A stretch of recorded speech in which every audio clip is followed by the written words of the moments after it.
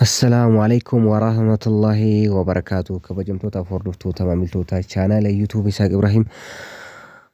Baga deebinee wal agarree yeroo baay'ee isin irraa bade yoo xiqqaate ji'a sadii naannoo guyyoota 82 viidiyoo tokko osoo isiniin hojjetin isin irraa bade waan badeef na of kolchaa dhiifama naaf godhaa isiniin jedha.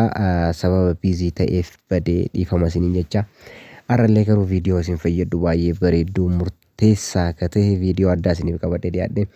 Waan yeroo ammaa current situation yeroo ammaa kana jechuudha namoonni baay'een ittiin rakkachaa jiran kan furmaata isaallee dhabanii gaafiillee namoota baay'ee gaafatan takka isiniif qabadhee dhiyaadhe jechuudha. Innis maalidha? Akkaataa teelee birra akaawuntii karaa mallaqa tokko osoo hin baasne bilisaan bilbila keenya fayyadamuudhaan akaawuntii isaa aktiivitti godhannee akaawuntii teelee birrii banannee mallaqa keenya ittiin sochoosnu isinitti argisiisa jechuudha. Kunis gibira kafaluudhaaf waan hundaaf jechuudha. Teelee birra akaawuntiin yeroo ammaan kana waan baay'ee murteessaadha keessaafu Itoophiyaa keessatti jechuudha.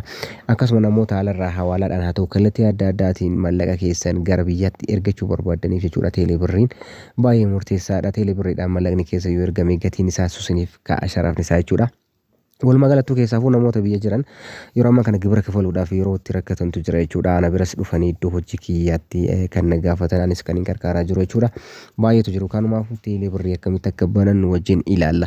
Viidiyoo kanaan gadhumaa daawwadhaa jalqaba. Namoonni chaanaala kiyyaa faaraa taatan yoo jiraatan sabiskiraayib gochuun jajjabeessuu maatiin naaf ta'a isiniin jedha. Amma kallattumaan gara barnootaatti isin dabarsaa hanga dhuma hordofaa. Kanaaf jalqaba wanni isin dhibu hin jiru. Aayikanii bilbila keessanii jechuudha. Kool batanii tana banattanii jechuudha. Ishee mallattoo bilbilaa ittiin bilbilattan tana.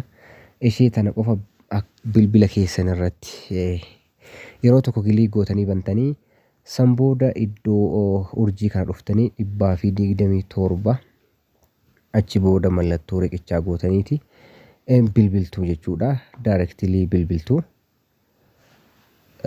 Search isinii godha akka amma argitan kana simii filattoo simtuu haa filadhuun amma simii erga isin filachiise kun karaa salphaadha. Karaa sadii isinitti argisiisa. Kun karaa salphaadha. Karaan upgrade jedhamu jira. Karaa sanas isinitti argisiisa.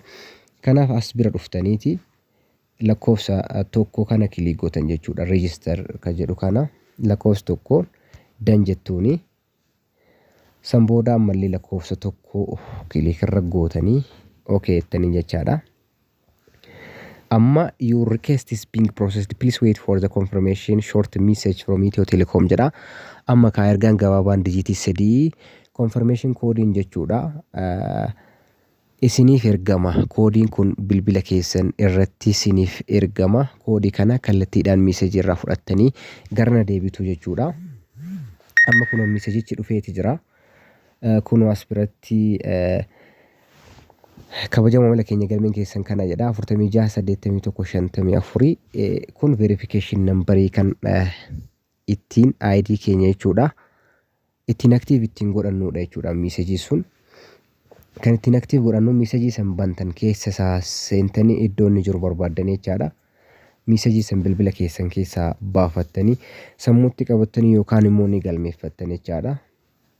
Ergaan gabaabaan kun kallattii kanaan kan naaf ergame. Verification koodiin sun kinoo as bira 468154 kana bakka kool batanii keessan biratti deebitanii kanaafuu 127 sanitti deebitu jechuudha. Okay. In bilbiltuu jechuudha. Ammallee simtuudhaani simii lammaffaarra jira. Kiyya kana amma ittiin banu hedduu simii lammaffaa kana ni filattu jechuudha. As bira 0 tuqxanii okay dhifama irratti bilbiltuu callistanii jechuudha. Waan baay'ee sin rakkisuun qabu 0 san active gochuudhaaf iddoo kanatti bagara teelee bira dhuftan jedhee lakkoofsa herrega keessan jalqabsiisuudhaaf 0 tuqxan jechuudha. 0 irratti kilik gootanii achi booda afaan isin filachiisaa afaanota jiran kanneen keessaa kan barbaadan filattanii Somaalii, Tigrii, Afaan Oromoo, Ingilizidha. Kanaaf fakkeenyaaf amma Afaan Oromoo haa filadhuuti lakkoofsa 3 jechaadha. Lakkoofsa 3 filadheeraan amma dan jedhaani default pin san galchaa 46 46 81 54 jechuudha. Piinii kanaas biratti galchee dan jedhaani. Achi booda haaraa na gaafate. Piinii haaraa itti galcha jechuudha. 13 30 18 haa jedhuun fakkeenyaaf jechaadha. Isin kanuma barbaadan galchitanii deebitanii koonfirmii gootanii suma sana 13 30 18 dan jettanii jechuudha. Confirmation keessan ammallee lakkoofsa tokko isin filachiisaa tokko tuqxan jechaadha. Kun gaaffiin keessan keessumaa jira ergaa gabaabaa Itiyoo Telekoom irraa isin dhaqqabaadha. Inni eegdan jechuudha meesejii kana. Kanaaf amma teeleebirriin banamu meesejii keessan keessa seentaniiti ilaaltu jechuudha. Kunoo amma as biratti eenyummaan keessan galmaa'ee jira jedha. Kunoo as biratti haala kanaan isinii dhufa. Eenyummaa keessan teeleebirrii keessanii tajaajila jalqabee jiradha.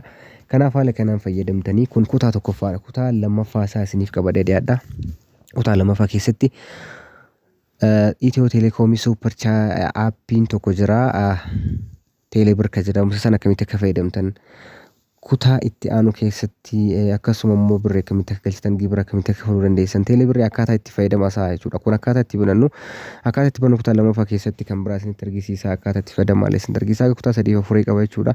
Kanarraaf jennee kanuma horaa bulaa deemanaa baay'ee isin jaalladhaa galatooma.